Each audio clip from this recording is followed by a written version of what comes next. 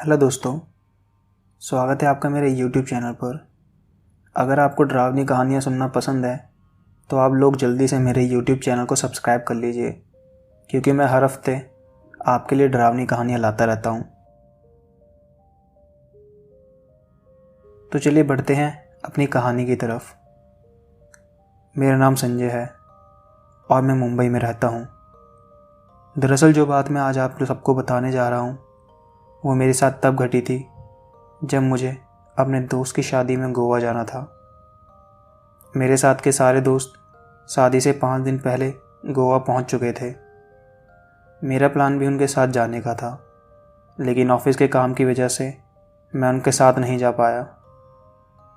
फिर मैंने शादी से 2 दिन पहले गोवा जाने का प्लान बनाया ताकि मैं अपने दोस्त की शादी में जल्दी पहुंच सकूं।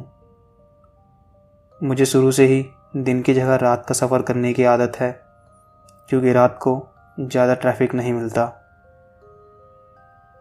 मुझे कशेड़ी हाईवे से होते हुए गोवा के लिए जाना था। मैंने अपना सारा सामान पैक करा और गोवा के लिए निकल गया अपनी गाड़ी से। करीब रात के 11 बजे मैं कशेड़ी हाईवे पर पहुंच गया। हाईवे पूरा सुनसान था। पूरे हाईवे पर बस मेरी ही गाड़ी थी। करीब 2 घंटे का सफ़र मैं तय कर चुका था। तभी मैंने देखा कि एक औरत हाईवे के किनारे में खड़े होकर मेरी तरफ हाथ दिखाकर मदद मांग रही थी। उस औरत के सर में से खून भी बह रहा था। मुझे लगा शायद इसे मेरी मदद की ज़रूरत होगी।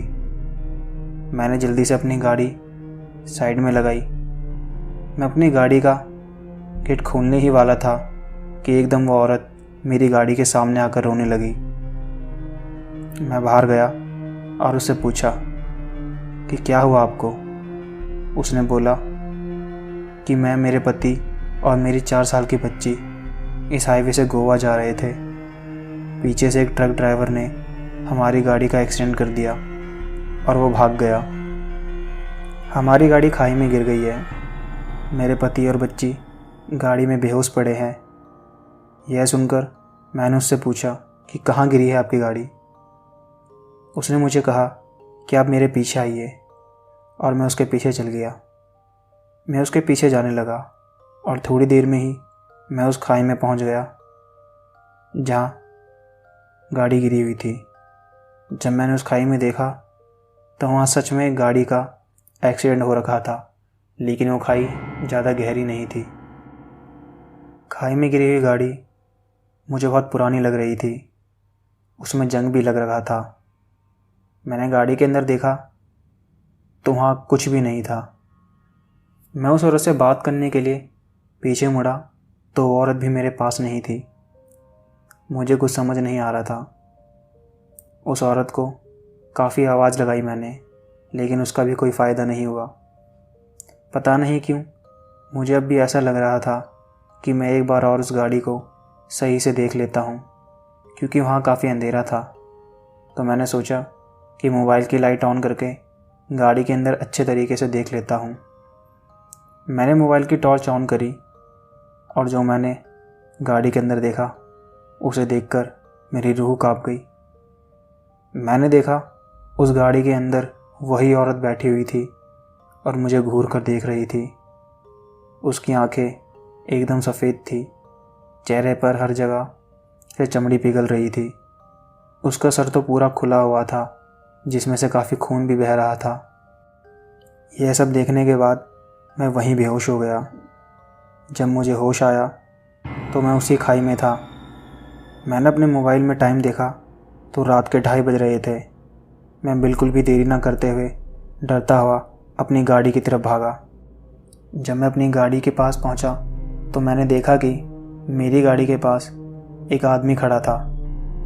उस आदमी को देखकर मेरा थोड़ा डर कम हो गया। मैं उस आदमी के पास गया और जो मेरे साथ हुआ था वो सब उसे बता दिया। लेकिन मेरी बात सुनकर वो आदमी रोने लगा। मुझे समझ नहीं आ रहा था कि यह आदमी क्यों रो रहा है।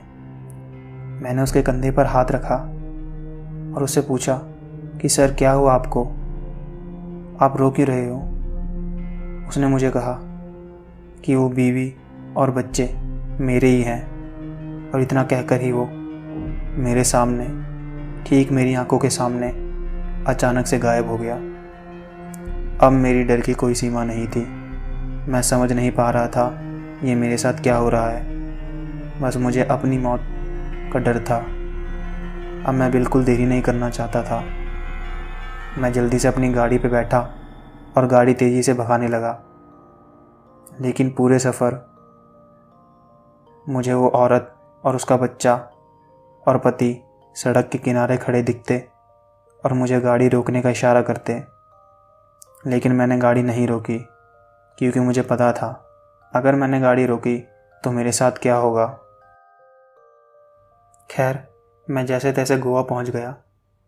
मैंने सारी बात अपने दोस्तों को बताई, लेकिन वो मेरी बात का यकीन नहीं कर रहे थे। और करते भी क्यों, क्योंकि वो हादसा उनके साथ नहीं हुआ था।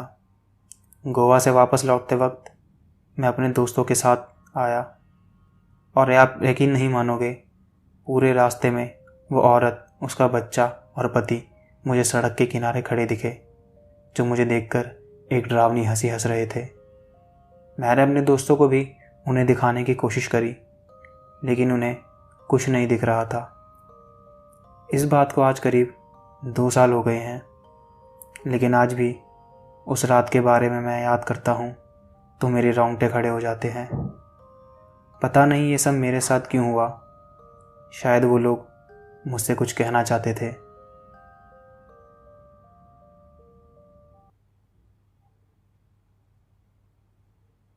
तो दोस्तों, ये थी आज की एक सच्ची डरावनी कहानी। दरअसल ये कहानी मैंने एक वेबसाइट से ली है।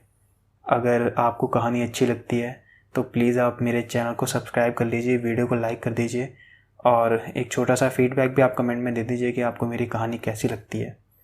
तो मिलेंगे अब अपनी अगली कहानी पर। तब तक के लिए नमस्कार।